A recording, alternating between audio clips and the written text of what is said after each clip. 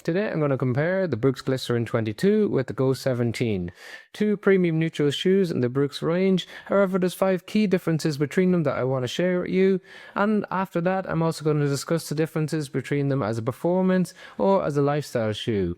Now, in the Go 17, you've got DNA Loft nitrogen-injected V3 midsole, which feels completely different than the DNA-tuned nitrogen-infused midsole that we see in the Glycerin 22. That's also present in the Brooks Glycerin Max. So you have a very responsive midsole in the Go 17. As soon as you apply pressure to it, it pushes you back out again. Very quick, very snappy on the foot, whether you're walking or running. In the Glycerin 22, the cushion is a lot more absorbent of vibration, so when you initiate contact with the ground, it's a lot softer and smoother feel. It helps absorb that impact and transition you nicely towards the front of the shoe. Now, where the front of the shoe, you have narrow, densely packed cells to try and push you off quickly, rather than the larger ones at the back, which try to absorb that impact.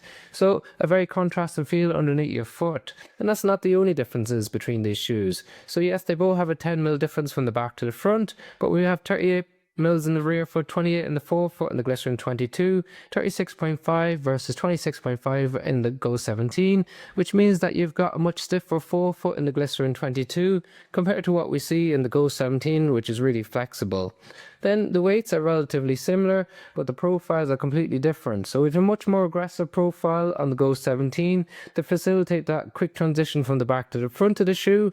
We have a much wider platform on the Glycerin 22 compared to the Go 17. And we've got much bigger sidewalls as well. So we've got sidewalls on the heel, on the midfoot, on the outside and the inside of the Glycerin 22 that aren't present on the Go 17. So we classify the Glycerin 22 as more of a stable neutral shoe versus a classic neutral shoe in the Go 17. And as we move up the shoe, we've got different uppers. So we've got a more plush engineered mesh on top of the Glycerin 22, and we've got a thin jacketed air mesh on the Go 17, which is a lot more breathable, and we've got a lot more padding around the heel cup on the Glycerin 22 and a nice pull-on tab as well, just to fit in with that premium comfort range. They're both true to size and length, however you got a wider toe box on the Glycerin 22 than the Go 17.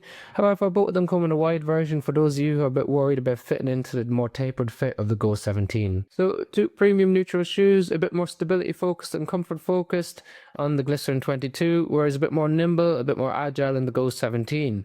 And when it comes to running, your Glycerin 22 is your classic daily workhorse of a shoe. Easy miles, long range miles, recovery miles, that's what it does best. Whereas the Go 17 can do that, but it's also some up-tempo workouts similar to what we see in the Hoka Clifton 10. So it's a bit quick and a bit faster to turn over underfoot. And when it comes to the day-to-day use, if you're standing for long periods of time, well then I think we would prefer the Glycerin 22 as just a bit more comfort focused. If you're looking for a walking shoe and you want a little bit more nimble of a shoe, then you look towards the Go 17. If you're just looking for those steady walks and having some comfort underfoot, then you look towards the Glycerin 22. Well, let me know your thoughts in the comment section below. There's links to the shoes in the description if you want to check out the latest prices on Amazon. And otherwise, if you found the video helpful or interesting, like and share and subscribing doesn't make a massive difference to the channel.